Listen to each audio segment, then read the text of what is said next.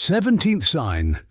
After the Qur'an, the greatest miracle of God's noble messenger, upon whom be blessings and peace, was his own self. That is, the elevated moral virtues brought together in his person, which as friend and foe agreed, was in all respects of the very highest degree. A hero of the greatest bravery, Ali said again and again, "Whenever the fighting grew fierce, we would take refuge behind God's messenger, upon whom be blessings and peace." Like this, his was the highest and unattainable degree of all praiseworthy qualities. For this greatest miracle, we refer readers to the al-Shifa al-Sharif of Qadi Iyad, the learned scholar of the Maghrib, for he described and proved beautifully this miracle of praiseworthy moral qualities. A further great miracle of Muhammad, upon whom be peace, which is verified by friend and foe alike, is his illustrious Sharia, the like of which neither came before it nor will come after it. For a partial explanation of it, we refer readers to the 33 words, 33 letters, 31 flashes, and 13 rays which we have written. Among his greatest miracles, a certain one, the many reports of which are unanimous, is the splitting of the moon. This miracle is related through many chains of transmission from many of the leading companions like Ibn Mas'ud, Ibn Abbas, Ibn Umar, Ali, Anas, and Hudhaifa. In addition, the Qur'an announced this supreme miracle to the whole world with the verse, "The hour is nigh and the moon split." Quran chapter 54, verse 1. The obdurate idolaters of the Quraysh at that time could not deny what this verse states. They could only declare that it was magic.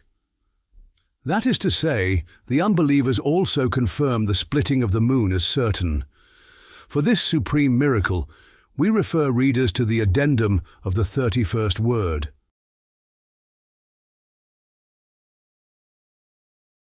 Furthermore, just as the noble messenger, upon whom be peace, showed the inhabitants of the earth the miracle of the splitting of the moon, so too he showed the inhabitants of the heavens his supreme miracle of the ascension. Referring that greatest miracle to the treatise on the Ascension, the 31st word, which demonstrates with decisive proofs, even to deniers, how luminous, exalted, and true a miracle it was, we shall mention here only his journey to Jerusalem, the preliminary part of the miracle of the Ascension. For it was a miracle too, that when asked by the Quraysh the following morning, he provided them with a description of the Masjid al-Aqsa. It was as follows. The morning after the night of the Ascension, he informed the Quraysh about the Ascension. They dismissed it as false and said, "If you really went to the Masjid al-Aqsa in Jerusalem, then describe to us its doors, walls, and condition."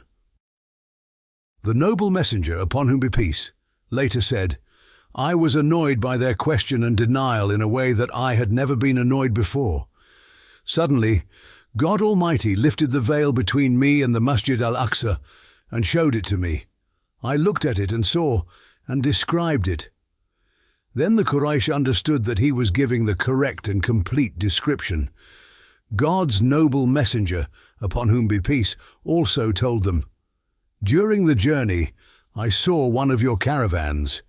It will arrive here tomorrow at such and such a time." They waited for the caravan.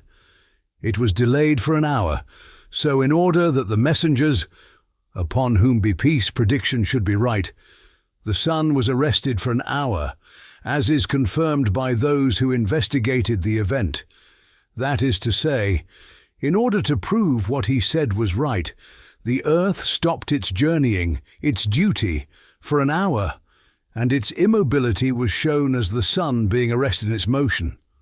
Thus, the mighty earth abandoned its duty in order to confirm a single statement of Muhammad the Arabian, upon whom be peace, and the mighty sun witnessed it.